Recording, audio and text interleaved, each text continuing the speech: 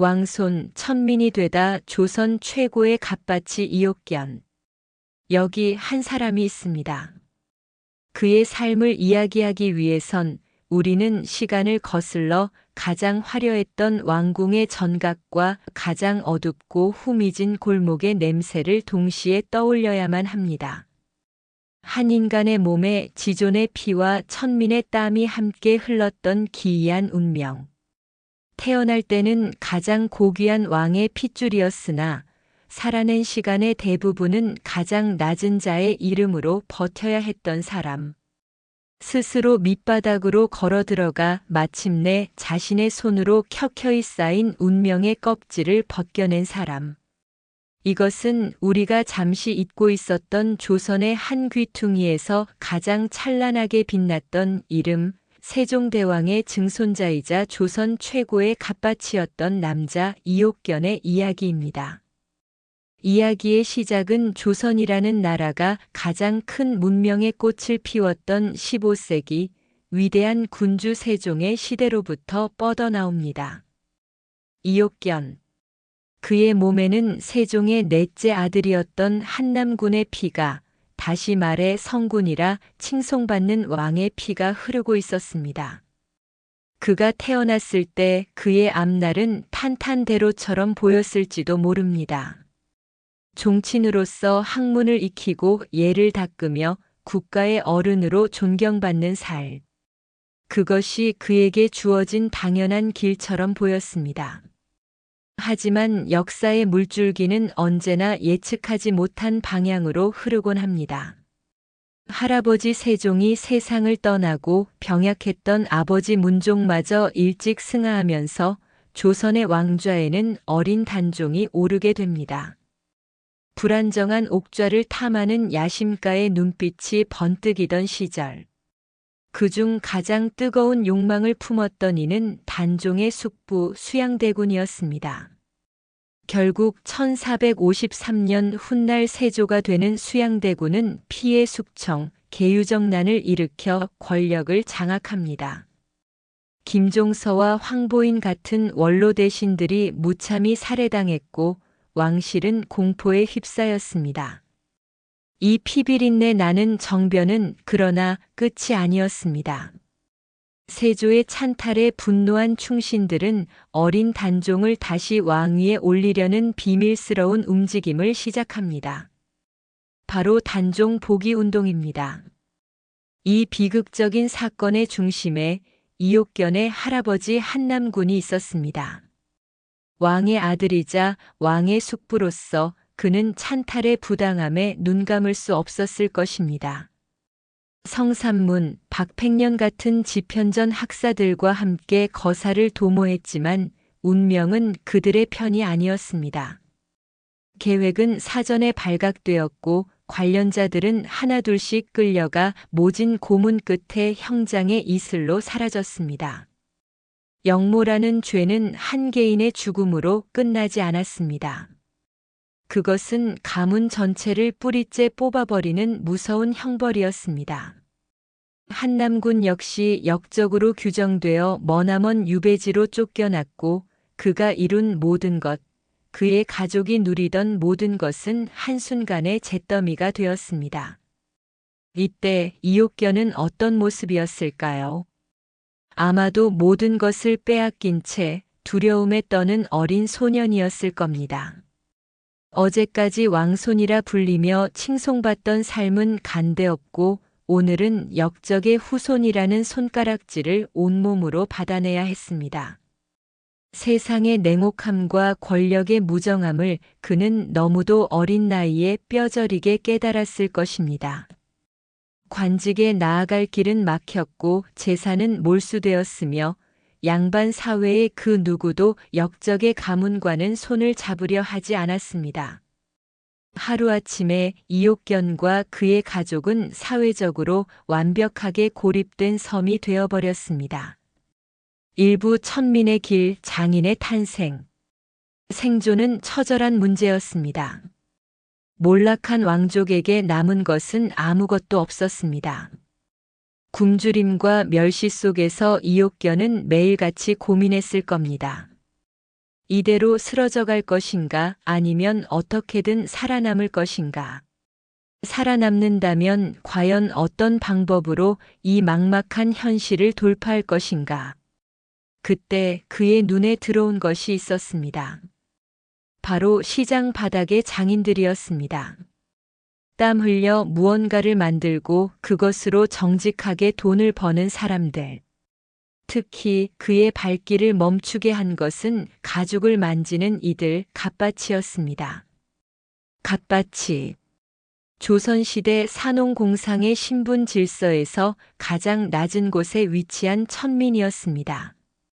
가죽을 다루는 일은 짐승의 시체를 만지는 일이라 하여 불결하게 여겨졌고 그들은 사는 곳도 어울리는 사람도 제한된 채 살아갔습니다.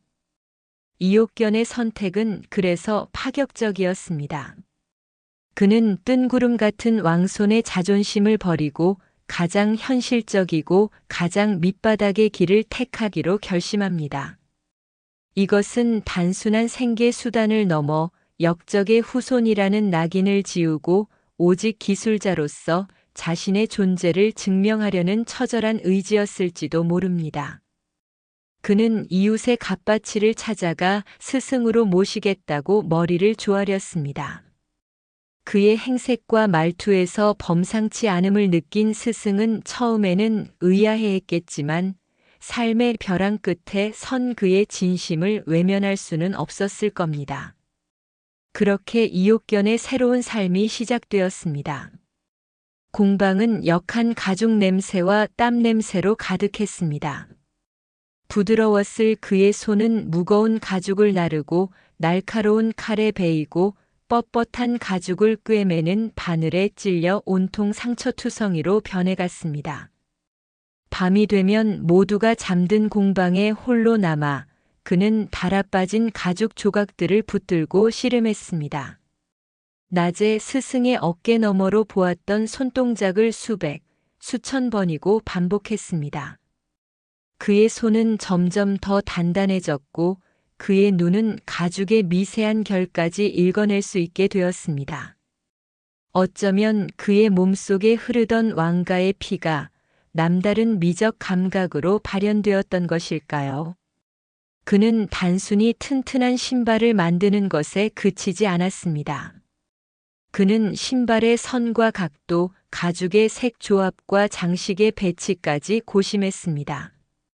어떻게 하면 더 편안할까? 어떻게 하면 더 아름다울까? 그의 고민은 신발을 실용품의 영역에서 예술품의 경지로 끌어올리고 있었습니다. 왕손의 품격과 장인의 기술이 그의 손끝에서 하나로 합쳐지는 순간이었습니다.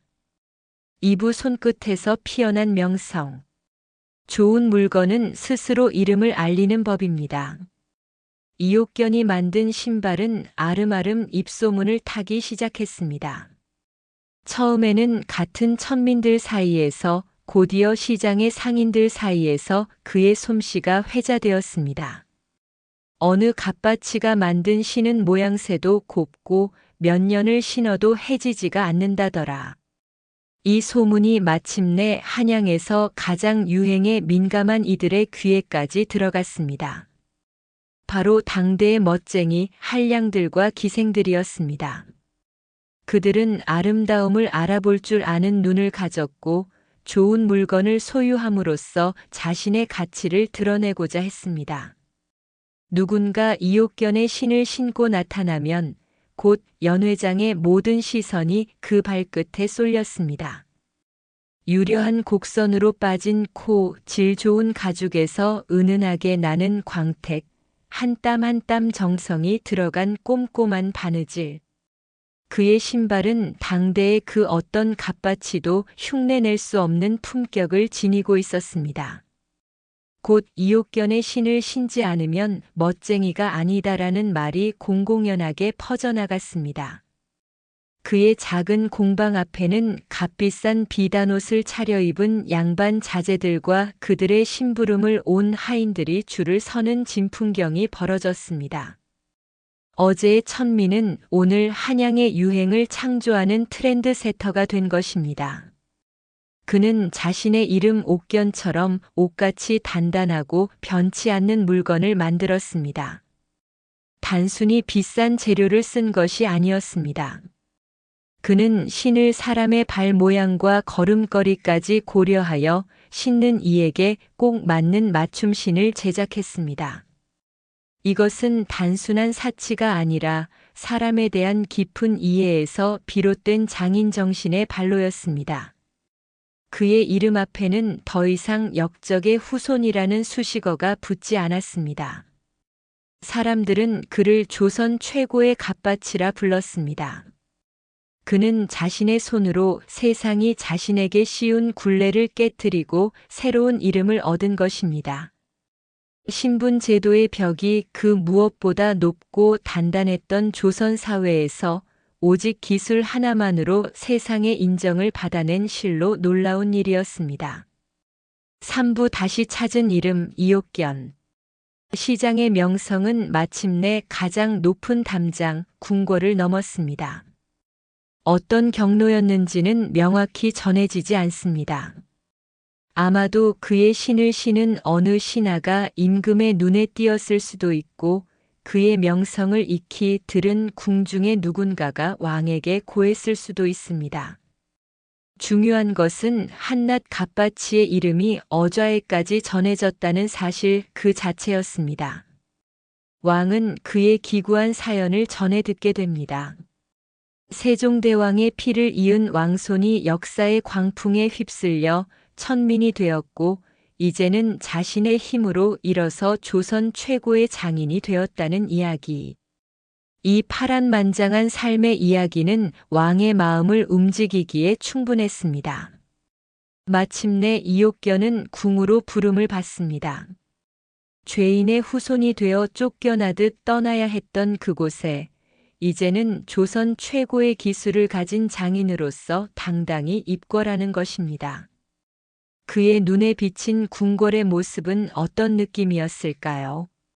어릴 적 아련한 추억과 함께 가문을 나락으로 떨어뜨린 비정함, 그리고 마침내 자신의 힘으로 돌아왔다는 만감이 교차했을 겁니다. 왕은 그의 솜씨와 인품에 감탄했고 그의 억울한 운명을 가엾게 여겼습니다. 그리고 마침내 왕명으로 그의 신분을 회복시켜 주었습니다. 몰수되었던 가문의 직첩이 되돌려졌고 죄인이었던 할아버지 한남군의 관작 또한 복권되었습니다. 천민 갑바치가 다시 왕손 이옥견으로 돌아온 그의 인생에서 가장 극적인 반전의 순간이었습니다. 하지만 그는 달라지지 않았습니다. 한 기록에 따르면 훗날 관직을 얻어 길을 가던 중에도 길가에서 땀 흘리며 일하는 늙은 갑바치를 만나면 가던 길을 멈추고 내려 허리를 굽혀 정중히 인사를 올렸다고 합니다. 자신을 살게 해준 기술에 대한 감사 그리고 가장 낮은 곳에서 함께했던 이들에 대한 존중을 잊지 않았던 것입니다. 진정한 명예는 벼슬이나 신분이 아닌 정직한 땀과 올곧은 마음에서 나온다는 것을 그는 온몸으로 증명하며 살아냈습니다. 신분이 운명을 결정하던 시대, 이옥견은 정해진 운명에 굴복하는 대신 자신의 손으로 직접 운명을 깎고 다듬고 꿰매어 새로운 길을 만들어냈습니다. 그는 절망의 나락에서 희망을 빚어냈고 천대받던 가죽으로 가문의 명예를 되살렸습니다. 그는 우리에게 보여줍니다. 인생의 가치는 어디에서 태어났느냐가 아니라 어떻게 살아내느냐에 달려 있음을, 그리고 한 인간의 진심 어린 노력이 얼마나 위대한 결과를 만들어낼 수 있는지를 말입니다. 오늘 우리는 저마다 다른 삶의 자리에서 각자의 무언가를 만들며 살아갑니다. 이옥견의 이야기는 시대를 넘어 우리 모두에게 묵직한 질문을 던집니다. 당신의 손에는 지금 무엇이 들려 있습니까? 그리고 당신은 그 손으로 무엇을 만들어낼 것입니까?